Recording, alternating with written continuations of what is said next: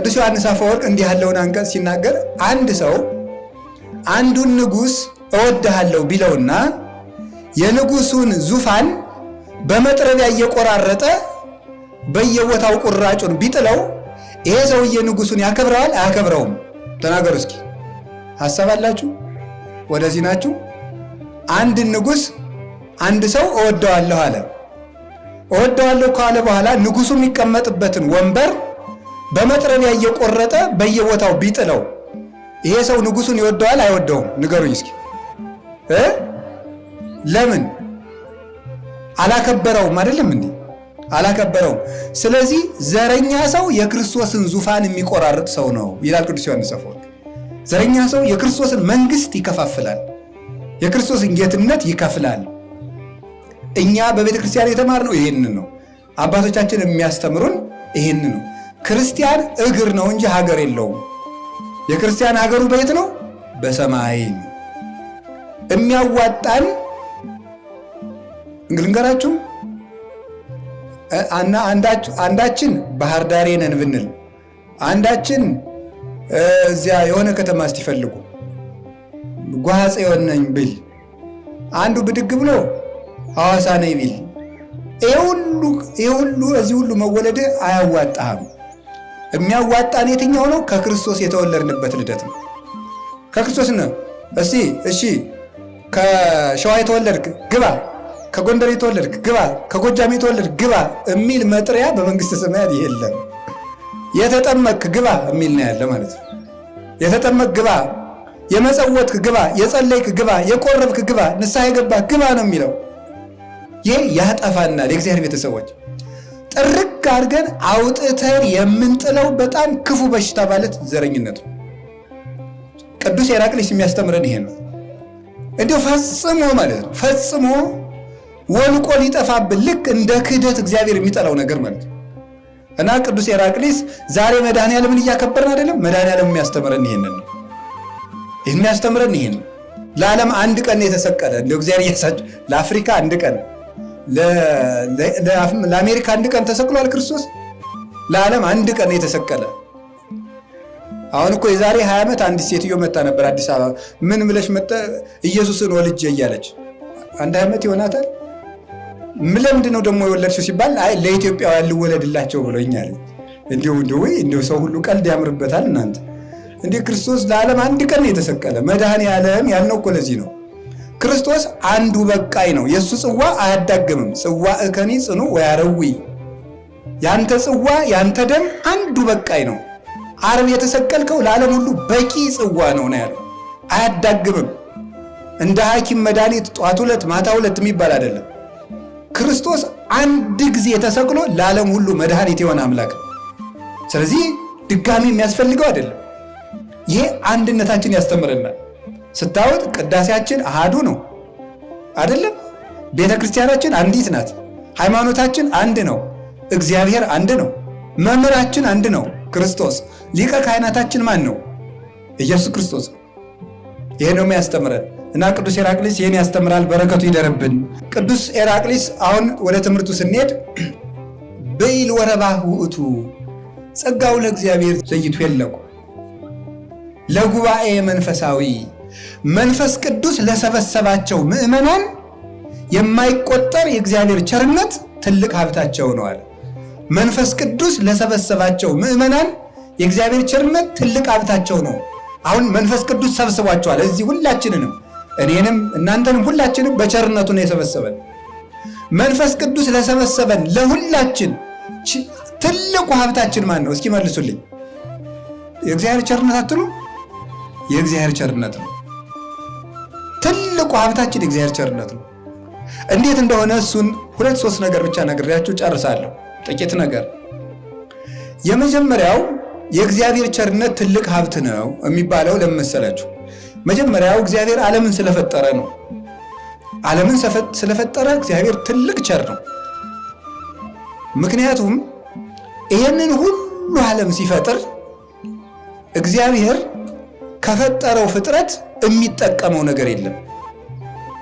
ንጉሥ ዘኢይሰይምዎ እግዚ ዘይግዕዝዎ ባኢል ዘኢይሌቅህዎ ስብሐቲሁ ዘእምኀቤሁ ወውዳሴሁ እምዚአሁ አሐዚ ዓለም በእራሁ ኩሉ እሁዝ ውስተ እዴሁ።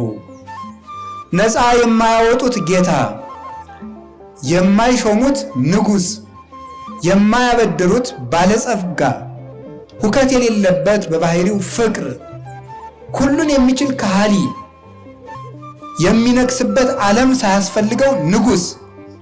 ቅዱስ ዳዊት እንደተናገረ እግዚአብሔር እሰ ንጉሥ ውእቱም ቅድመ ዓለም፣ እግዚአብሔር ከዓለማት በፊት አስቀድሞ ንጉሥ ነው። መዝሙር 73 ቁጥር 12 ላይ ደራሲውም ዓለማተ ዓለም ሥላሴ ዘአልብክሙ ዓለም ብሏቸዋል።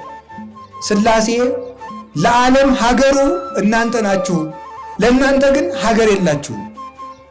ለቅዱስ ጴጥሮስም ጌታ ተገልጾ አቡየ ፀሐይ ወአነ ብርሃኑ ወመንፈስ ቅዱስ ዋእዩ፣ አባቴ ፀሐይ ነው እኔ ብርሃኑ ነኝ፣ ጸዳሉ ማለት ነው ይሄ። መንፈስ ቅዱስ ደግሞ ሙቀት ነው።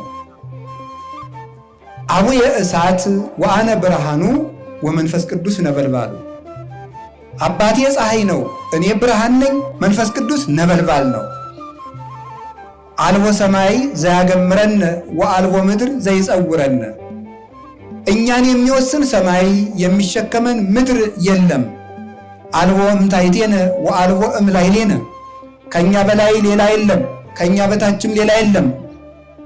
እስመ እበየ ሳህይለነ የአውዶ ለኩሉ፣ የእኛ ቸርነት ዓለምን ወስኖ ገጥቶ ይኖራል እንጂ ለእኛ ድንበር የለንም ብለዋል ሥላሴ። እግዚአብሔር እንዲህ ያለ ንጉሥ ነው።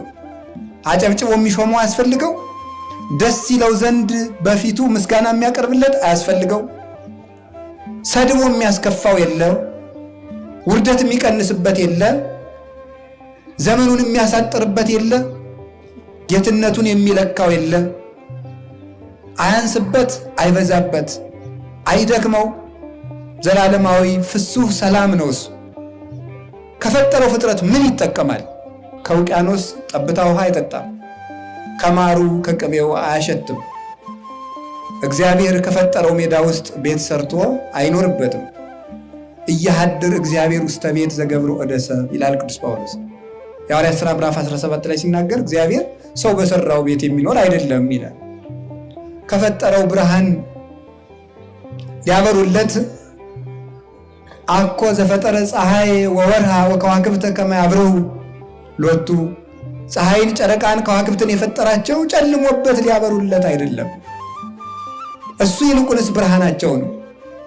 እንኳንስ ለሱ እሱ ለፈጠራት መንግሥተ ሰማያት እንኳን የፀሐይ የጨረቃ የከዋክብት ብርሃን አያስፈልጋትም። ይትፈቅር ፀሐይ ወወርሃ ያብርሁ ላቲ እስመ ውእቱ ብርሃና፣ ፀሐይ ጨረቃን ከዋክብትን አብሩልኝ አትልም። ማን? መንግሥተ ሰማያት። ለምን? እሱ ብርሃኗ ነውና። እግዚአብሔር ላይጠቀም ይህን ሁሉ ፍጥረት ፈጠረ። አዲያ ይሄ ቸርነቱ አይደለም? ገበሬ አርሶ መብላቱ እግዚአብሔር ከአዝመራው ሊቀምስ ፈጥሮት ነው። የእግዚአብሔር ቸርነት ገበሬዎችን ሀብታም አደረጋቸው። የእግዚአብሔር ቸርነት ሰማይን ባለ ኮከብ ጌጥ አደረገው። አሰርገው ለሰማይ በከዋክብት ይላል ቅዱስ ያሬድ። ሰማይን እንዲህ አድርጎ በኮከብ አስጌጠው። ለሰማይ ሀብቱ የእግዚአብሔር ቸርነት ነው። ወለ ምድርን ይበስነ ጽጌያት፣ ምድርን ደግሞ በአበባ ሸለማት። ለምድር ሀብቷ ክርስቶስ። የእግዚአብሔር ቸርነት ለምድር ሀብቷ ነው። ቅዱስ ዳዊት ለዚህ ነው አብዛሂኮ ለብዕላ ያለው። ባለጸግነቷን አበዛህላት ለምድር። ለሰው ስር እንዳለው ለምድር ስር አላት። ለሰው አጥንት እንዳለው ለምድር አለት አላት። ለሰው ፀጉር እንዳለው ለምድር ሳር አላት። እንዲህ አድርጎ ይሰራል። ለሰው ደም እንዳለው ለምድር ውሃ አላት። እንዲህ አድርጎ ይመግባታል። ሰው ጥሮ ግሮ ልብስ ገዝቶ ይለብሳል። አይላያችሁም? ልብስ ገዝታችሁ የለበሳችሁ አሁን አሻንጉሊቶች ሁሉ እኮ ልብስ እያወዳደሩ ቡቲክ በር ላይ የሰው ጭንቅላት ሰልበው ጨርሰውታል። ሰው እንዲህ አድርጎ ገዝቶ ይለብሳል። አበቦች ገዝተው ይለብሳሉ? የለም። ያ ሁሉ ህብረ መልክ ተመልከቱት፣ የእግዚአብሔር ቸርነት። ለዚህ እኮ ነው ጌታ እንዴ ወይን ታራዝን ይምንተ ትብሉ ርዩ ጽጌያተ ገዳም ዘከመ ይልህቁ። የምድር አበቦችን እስኪ ተመልከቷቸው። አይፈትሉ ምን አይሉ፣ እግዚአብሔር እንዲህ ያለብሳቸዋል። ወናሁ ጽጌ ገዳም ዘዮም ሃሎ እየሰመይት ወደይ ውስተ እቶነ እሳት ዘከመስ ያለብሶ እግዚአብሔር። ነገ በእሳት የሚቃጠለውን ምድረ በዳ እግዚአብሔር እንዲሚያለብሰው ከሆነ ፎኪሃክሙ ፈድፋደ ወሕጹፃነ ሃይማኖት ይላል። እሱን ልትወው። ዛሬ የምርቃት ቀን ነው። እናንተ እምነት የጎደላችሁ አልኩት እንዴ እናንተንማ እንዴት አያለብሳችሁ ማለት። የእግዚአብሔር ቸርነት እንዲህ አድርጎ ይህን ሁሉ ዓለም ፈጠረ። ደስ አይላችሁም? ሳይሉ ለእግዚአብሔር መላ ምድረ። የእግዚአብሔር ቸርነት ምድርን ሞላ ማለት ከዳዊት ጋር አሁን ነው አብሮ። ወበቃለ እግዚአብሔር ጸና ሰማያት ወምስትንፋሰ አፉሁ ኩሉ ኃይሎሙ። የእግዚአብሔር ቸርነት ምድርን ሞላ። አይጥን የፈጠራት እኮ የእግዚአብሔር ቸርነት ነው። እስቲ ዋትም አምላክ ምን ልታደርግለት ነው? ተመልከቱት ቸርነቱን። ጓጉንቸርን የፈጠረው ምን ሊያደርግለት ነው? ቅማል ቁንጫን የፈጠረ እግዚአብሔር ምን ሊያደርግለት ነው? ቀንዳውጣን የፈጠረው ምን ሊያደርግለት ነው? እባብን የፈጠረው ምን ሊያደርግለት ነው? የምትንጨረጨረውን ወፍ የፈጠራት ለምንድን ነው? አሁን ቢምቢ በጣም ረባሽ ናት። እኛን ራሱ ገዳም ውስጥ ትበጠብጠናለች። በተለይ እንግዳ ከሆናችሁ ትባላለች። በጣም እንዲያው አሁን ደግሞ ጩኸቷ ነው የእሷ መከራ። ውይ ከባድ ናት። እንደው አንድ ሊቅ ምን አሉ? የእግዚአብሔር ቸርነቱ የቢምቢን አካል ማሳነሱ አሉ። ዝሆን ብታክል ኑሮ እኮ ማደሪያ የለንም። በአንድ ቀን እኮ ከተማው ተፈቶ አደረ በሉት። ሶስቱ ቢጮሁ ይበቅናል፣ እረፍት የለም ማለት እንደው እኮ ይገርማችኋል። ተመልከቱ የእግዚአብሔር ቸርነት። አሁን ቢምቢ ምን ልታደርግ ነው የፈጠራ? እንደው ዝም ብላችሁ ቁጭ ብላችሁ ብታስቡት ምን ልታደርግለት ነው? ምንም። ይገርማል እኮ እና የእግዚአብሔር ቸርነት ምድርን ሞላ ስታውት ይሄን አይንጦ ጉርጡ ምናምን ትርጉሙን የማናውቀውን ፍጥረት ሁሉ መፍጠሩ የእግዚአብሔር ቸርነት ምድርን ሞላ። ተዋቸውና እነሱን እንዴት አድርጎ በቸርነቱ ለእኛ ተጨንቆ እንደፈጣ አሁን ወደኛ መጣለሁ። እነሱን ይቅርና እኛን ፈጥሮ እግዚአብሔር ምን ይጠቀማል? ይጠቀማል? እንኳንስ ከኔና ከናንተ ከተራ ኃጢአተኞች ይቅርና ከሰማዕታት ከጻድቃን ክርስቶስ ይጠቀማል? እግዚአብሔር ይጠቀማል? አይጠቀምም። እንዲያውም ዘወሃበ ጽዋ ማይ ቆሪር ያጉል ሴቶ ቀዝቃዛ ውሃ የሰጠ ዋጋውን አያጣም ይላል ዮሐንስ 10 ላይ። ቀዝቃዛ ውሃ የሰጠ የሚለውን ቅዱስ ቄርሎስ ሲተረጉሞ በጣም አስደናቂ ምስጢር ያወጣበታል። ቀዝቃዛ ውሃ የተባለ እንደው ውሃ የዘከረ ነው በቁሙ ዳሃ። ምስጢሩ ግን ምን ብሎ ይተረጉመዋል? ለክርስቶስ ደምን መስጠትም ቢሆን ቀዝቃዛ ውሃ ነው ይላል።